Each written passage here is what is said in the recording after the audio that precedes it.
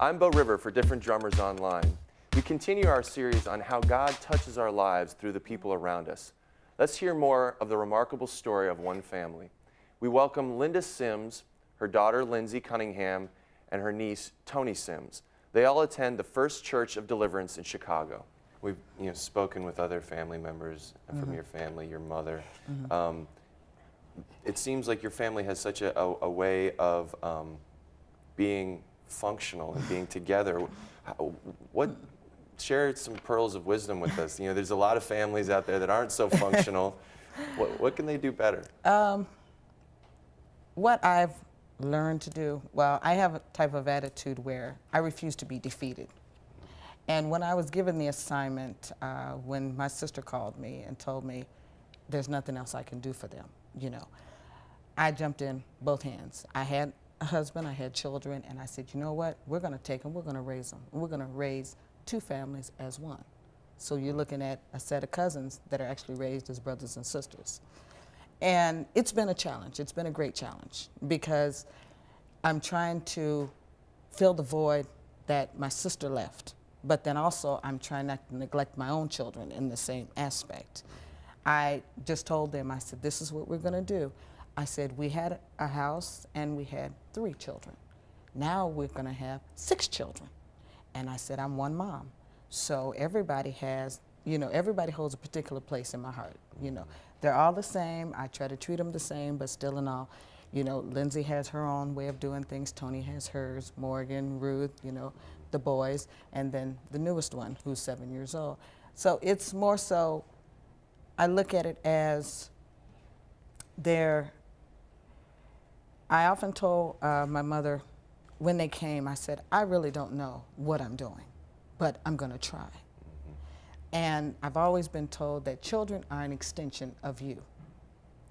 And I figure when you look, if you put your fist together, or if you do like this, each child, that's an extension of you. This is me here.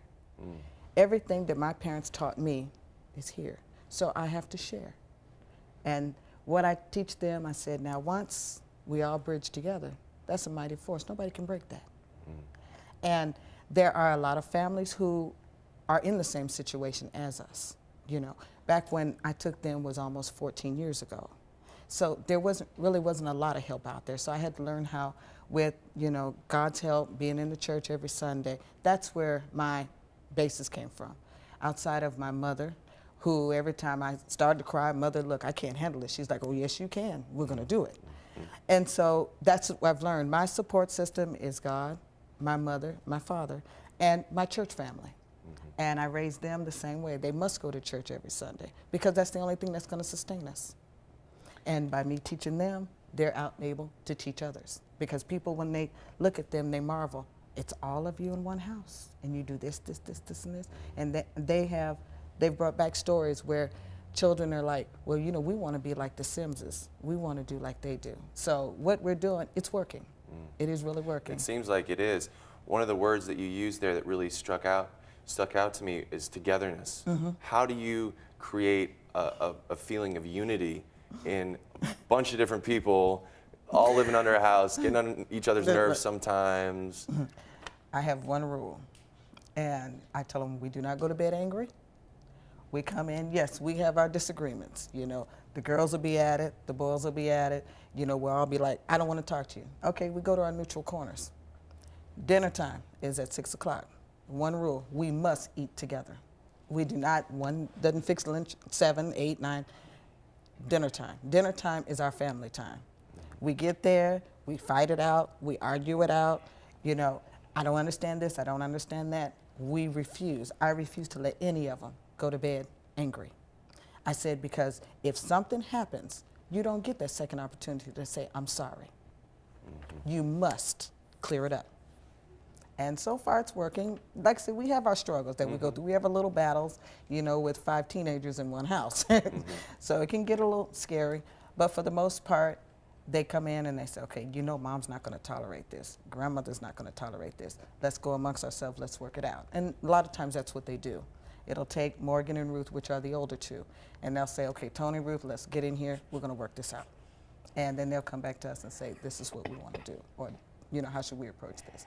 So it's letting me know that all the struggles that I've gone through with my life with them, it's finally paying off, because things that I've taught them when they were younger, now I'm starting to see the fruits of our labor.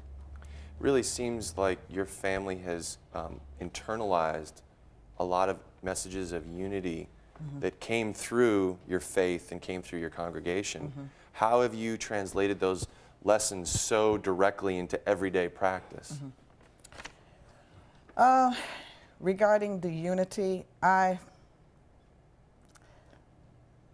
guess a lot of it is the way I was brought up. My grandmother was a very strong force. She had 18 children. So she was one where she was like the beacon, as I call it. And she had such control over her children. They could be anywhere. And my grandmother was like, look, this, they would all come running.